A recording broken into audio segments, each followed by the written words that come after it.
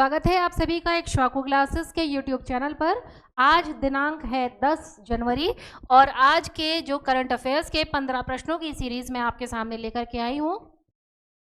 देखते हैं आज के 15 प्रश्नों में पहला प्रश्न कौन सा है। तो पहला प्रश्न है 2025 में 24वें एशियाई तीरंदाजी चैंपियनशिप की मेजबानी कौन सा देश करेगा। कौन सा है ये 2025 में होने वाला 24वां एशियाई तीरंदाजी चैंपियनशिप है और इसकी मेजबानी करेगा बांग्लादेश। और ये कब होना है, डेट दी हुई है 2025। आपको 2025 में 24वें एशियाई तीरंदाजी गेम्स होने हैं और ये बांग्लादेश इसकी मेजबानी करेगा। इसके बाद अगला प्रश्न, वनडे विश्व कप इतिहास में सर्वाधिक विकेट लेने वाले बल्लेबाज कौन बने हैं। ओडीआई में विश्व कप में सबसे ज्यादा विकेट लेने वाले गेंदबाज का नाम पूछा गया है तो वो है मोहम्मद शमी। मोहम्मद शमी सबसे तेज गेंदबाज है जिन्होंने क्या लिया है, सबसे ज्यादा विकेट लिए हैं वनडे विश्व कप में। और ये कहाँ के खिलाड़ी हैं, ये हमारे भारत के खिलाड़ी हैं। इसके बाद अगला प्रश्न, एशियाई शूटिंग चैंपियनशिप 2023 में पुरुषों की 50 मीटर राइफल 3P इवेंट में किसने स्वर्ण पदक जीता है। कौन सी पूछी गई है, शूटिंग चैंपियनशिप, एशियाई शूटिंग चैंपियनशिप पूछी गई है कब की, लास्ट ईयर 2023 की। उसमें किसकी पूछी गई, पुरुषों की। और कौन सी पूछी गई है, वो है 50 मीटर राइफल 3P इवेंट। इसमें कौन जीता है, इसमें जीते हैं ऐश्वर्य प्रताप सिंह तोमर। ऐश्वर्य प्रताप सिंह तोमर जीते हैं। ऑप्शन सी इसका करेक्ट आंसर है, ऑप्शन सी ऐश्वर्य प्रताप सिंह तोमर। इसके बाद अगला प्रश्न, भारत के किस स्टेडियम में महान क्रिकेटर खिलाड़ी सचिन तेंदुलकर की प्रतिमा का अनावरण किया गया है। सचिन तेंदुलकर की प्रतिमा का अनावरण कहाँ पूछा गया है, स्टेडियम में। किस स्टेडियम में किया गया है, कहाँ के स्टेडियम में, तो वो भारत। और किस में किया गया है, वो किया गया है वानखेड़े स्टेडियम में। और ये वानखेड़े स्टेडियम कहाँ है, ये है मुंबई में। मुंबई में वानखेड़े स्टेडियम में सचिन तेंदुलकर की मूर्ति का क्या किया गया है, अनावरण किया गया है। इसके बाद अगला प्रश्न, प्रश्न संख्या 5, हाल में ही किस देश ने भारतीयों को बिना वीजा की यात्रा करने की सुविधा प्रदान की है। पूछा गया है किस देश ने बिना वीजा के आने की क्या करी है, घूमने की सुविधा प्रदान कर दी, अर्थात वहां के लिए वीजा ले जाने की कोई जरूरत नहीं है, तो वो है थाईलैंड। अब थाईलैंड में हम बिना वीजा के घूम सकते हैं, वहां यात्रा कर सकते हैं।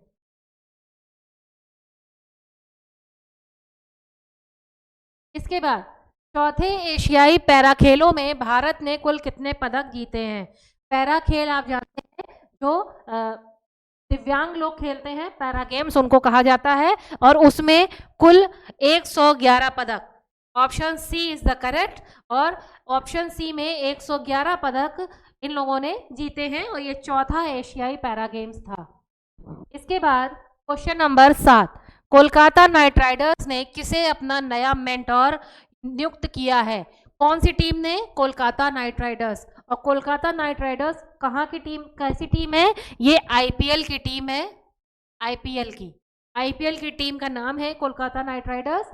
और इन्होंने अपना नया मेंटोर नियुक्त किया है गौतम गंभीर को। गौतम गंभीर इनके नए मेंटोर नियुक्त किए गए हैं।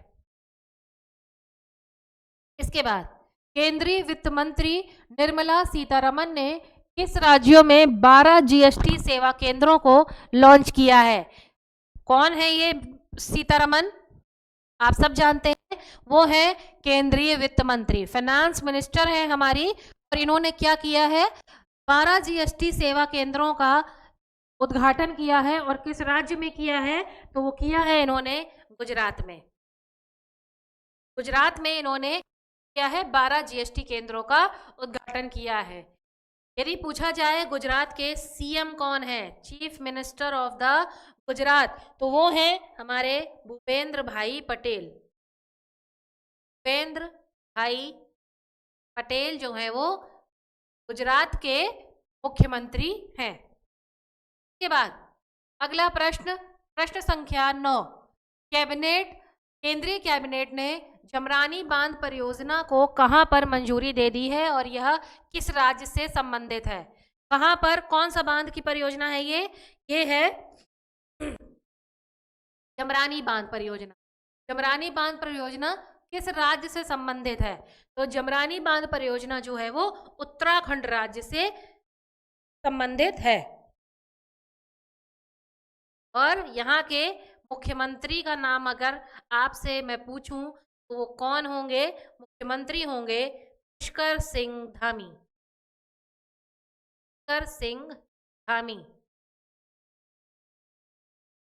ये करंट अफेयर्स पढ़ने की एक अच्छा ये फायदा होता है कि आपको राज्य और उनके मुख्यमंत्रियों के बारे में या किसी अध्यक्ष महानिदेशक के बारे में भी साथ साथ जानकारी मिलती रहती है। तो आप कोशिश करें, जैसे मैंने आपको एक ऑप्शन जो इजी ऑप्शन है, जो इसका सही आंसर है, करेक्ट आंसर है, उसके बारे में मैंने आपको बता दिया कि इनके मुख्यमंत्री कौन है, या इसी प्रश्न में मैं बता दूंगी कि इनका स्थापना दिवस कब हुआ है। इसके अलावा जो अन्य 3 ऑप्शन दिए गए हैं प्रश्न में, उसके बारे में आप जब आप अपनी पीडीएफ निकालें तो उसमें संग संग नोट करते रहें। इससे आपकी क्या होगी? प्रैक्टिस होगी, और प्रैक्टिस होगी तो आपको याद भी होता रहेगा कि किस राज्य के कौन से मुख्यमंत्री हैं, या किस कोई अगर हम संस्था बता रहे हैं या संस्था का से रिलेटेड कोई क्वेश्चन दिया गया है उसके बारे में अगर बता रहे हैं तो उसकी जानकारी आपको मिलती रहेगी। आप अपने पीडीएफ जो पॉइंट पेपर निकालेंगे उसमें साथ साथ आप नोट करते रहें, अदर जो ऑप्शंस हैं उसके बारे में भी जानने की कोशिश करें। तो इससे क्या होगा? आपका जीएस लेवल, जो जीके का नॉलेज है, वो आपका इंक्रीज होगा। कुछ चीज़ें हमें जानने के लिए भी चाहिए, ऐसा नहीं है कि सिर्फ हमें एग्ज़ाम क्वालिफाई करने के लिए ही लिमिटेड चीज़ें पढ़नी हो, लेकिन जो करंट अफेयर्स है वो हमें क्या होता है, हमें आजकल जो हो रहा है जागरूकता फैलाता है, मतलब हमें जो करंट में जो चीज़ें चल रही हैं उसके बारे में जानकारी देता है। तो हमें सारी चीज़ों के बारे में थोड़ी थोड़ी जानकारी रखनी चाहिए अपने पास। तो इसके जैसे मैंने बता दिया कि इसमें राज्य के मुख्यमंत्री कौन है? पुष्कर सिंह धामी। तो आप अपने पीडीएफ में बिहार के लिख लीजिए, उत्तर प्रदेश के लिख लीजिए, मध्य प्रदेश के लिख लीजिए, राजस्थान के लिख लीजिए। ऐसा अगर आप 4-5 बार करेंगे तो आपके पिन पॉइंट पर होगा कि आपको हर चीज़ याद होगी, एक बार में ही आपको याद होगी। अगर क्वेश्चन आता भी है एग्जाम में या इंटरव्यूअर आपसे पूछता भी है तो आप तुरंत उसका उत्तर दे पाएंगे। इसके बाद देखते हैं प्रश्न संख्या 10। 10वां प्रश्न हमें क्या पूछ रहा है? केंद्रीय शिक्षा मंत्री धर्मेंद्र प्रधान किस राज्य में 124 पीएम श्री स्कूलों का शुभारंभ उन्होंने किया है? तो इस प्रश्न में 2 चीजें बता दी गई। केंद्रीय शिक्षा मंत्री कौन है? धर्मेंद्र प्रधान। इन्होंने क्या किया है? 124 पीएम श्री स्कूलों का उद्घाटन किया है। और वो किस राज्य में किया है वो पूछा है इन्होंने, तो वो किया है इन्होंने हरियाणा में। हरियाणा में इन्होंने 124 स्कूलों का उद्घाटन किया है। और इसी प्रकार हरियाणा के अगर मुख्यमंत्री की बात करी जाए, मुख्यमंत्री तो कौन है? हरियाणा के मुख्यमंत्री वो है मनोहर लाल खट्टर। मनोहर लाल खट्टर जो है वो हरियाणा के मुख्यमंत्री हैं। इसी प्रकार आप उत्तर प्रदेश का अपने पीडीएफ फाइल में लिख लें, असम का लिख लें, पंजाब का लिख लें, तो ये आपको याद होता रहेगा। तो इसका आंसर है Haryana, option A is correct. अगला प्रश्न नंबर 11। प्रतिवर्ष राष्ट्रीय एकता दिवस किस तिथि को मनाया जाता है?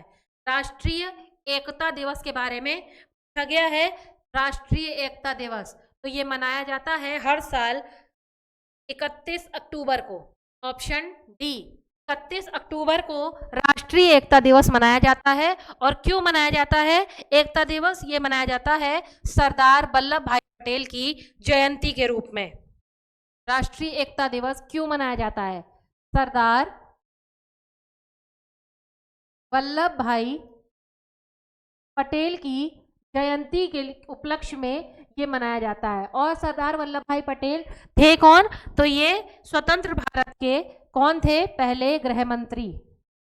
स्वतंत्र भारत के पहले होम मिनिस्टर या गृह मंत्री थे। और कौन थे? और ये थे उप प्रधानमंत्री भी हमारे भारत के रह चुके हैं। उप प्रधानमंत्री भी रह चुके हैं। स्वतंत्र भारत के ये पहले होम मिनिस्टर थे, गृह मंत्री थे, और ये उप प्रधानमंत्री भी रह चुके हैं। और इन्हीं की बर्थ डेट, जयंती के लिए, जयंती के उपलक्ष्य में राष्ट्रीय एकता दिवस 31 अक्टूबर, ऑप्शन डी 31 अक्टूबर को ये मनाया जाता है। इसके बाद अगला प्रश्न आपकी स्क्रीन पर, हाल में ही आयोजित एंथूरियम उत्सव किस राज्य का प्रमुख उत्सव है? कौन सा उत्सव पूछ रहा है? एंथूरियम। और क्या पूछा है? किस राज्य का है? तो एंथूरियम जो फेस्टिवल मनाया जाता है वो मनाया जाता है मिजोरम में। एंथूरियम मनाया जाता है मिजोरम में। तो लिखेंगे, मतलब देखेंगे कि एंथूरियम जो है वो मिजोरम का मुख्य त्योहार है। और क्यों मनाया जाता है? ये मनाया जाता है पर्यटन को बढ़ावा देने के लिए, to promote tourism, to promote tourism. Tourism को बढ़ावा देने के लिए क्या किया जाता है? एंथूरियम महोत्सव मनाया जाता है। और ये क्या है? ये 3 दिवसीय क्या है? प्रोग्राम होता है। 3 दिवसीय कार्यक्रम होता है, अर्थात 3 दिनों तक ये त्योहार जो है वो मनाया जाता है। और कब मनाया जाता है अगर पूछा जाए तो प्रत्येक वर्ष सितंबर के महीने में। Every year in the month of, कब? सितंबर। सितंबर माह में हर साल ये 3 दिवसीय कार्यक्रम होता है और प्रमोट करता है किसके लिए? पर्यटन को बढ़ावा देने के लिए एंथूरियम उत्सव मनाया जाता है। और यहाँ की जो जनजाति है, कौन सी जनजाति है? मोजो जनजाति। यहाँ पर कौन सी जनजाति पाई जाती है? मिजोरम में मोजो जनजाति। मोजो जनजाति की संस्कृति को बढ़ावा देने के लिए और पर्यटन को बढ़ावा देने के लिए क्या किया जाता है? एंथूरियम उत्सव मिजोरम में मनाया जाता है। इसके बाद प्रश्न संख्या 13 को देखेंगे कि वो हमसे क्या पूछ रहा है। प्रश्न संख्या 13 हमसे पूछ रहा है संयुक्त सैन्य अभ्यास। संयुक्त सैन्य अभ्यास, और कौन सा अभ्यास? वो है हरिमो शक्ति 2023। भारत और किस देश के बीच मेघालय स्थित उमरोई छावनी में किया गया है? कौन सा अभ्यास पूछा हमसे? हरिमो शक्ति 2023। हरिमो शक्ति, और ये कैसा है? मिलिट्री का अभियान है, ये मिलिट्री एक्सरसाइज है। और ये किस देश के बीच में किया गया है? किस देश के बीच में ये किया गया है? ये प्रश्न पूछा गया है। और कहाँ किया गया है? तो वो मेघालय में स्थित उमरोई छावनी में, उमरोई में ये किया गया है। उमरोई जगह है कहाँ पर? मेघालय में। भारत और कौन सा देश है इसके साथ? भारत और मलेशिया के मध्य ये अभ्यास, सैन्य अभ्यास जो है वो किया गया है। मिलिट्री एक्सरसाइज भारत और मलेशिया के बीच हरिमो शक्ति ये एक्सरसाइज की गई है। इसके बाद अगला प्रश्न, प्रश्न 14, 14वां प्रश्न क्या कहलाता है? हाल में ही चुनाव आयोग ने किसे अपना राष्ट्रीय आइकॉन, राष्ट्रीय या नेशनल आइकॉन किसको नियुक्त किया है? किसने? चुनाव आयोग ने, इलेक्शन कमीशन ने किसको अपना नेशनल आइकन बनाया है? तो वो बनाया है, अभिनेता है ये राजकुमार राव। अभिनेता राजकुमार राव को चुनाव आयोग ने अपना नेशनल आइकन बनाया है। का सही उत्तर होगा ऑप्शन सी, राजकुमार राव।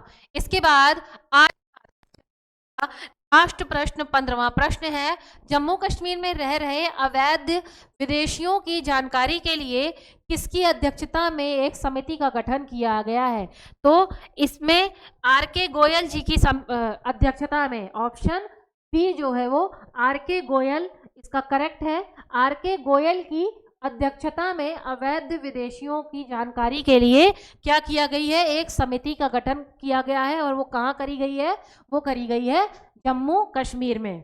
तो आज 10 जनवरी में हमने 15 प्रश्नों की ये सीरीज कंप्लीट कर ली। मिलेंगे कल 11 जनवरी को नई क्लास के नए 15 प्रश्नों के साथ। जुड़े रहिए आप सभी इक्ष्वाकु क्लासेस के साथ। धन्यवाद।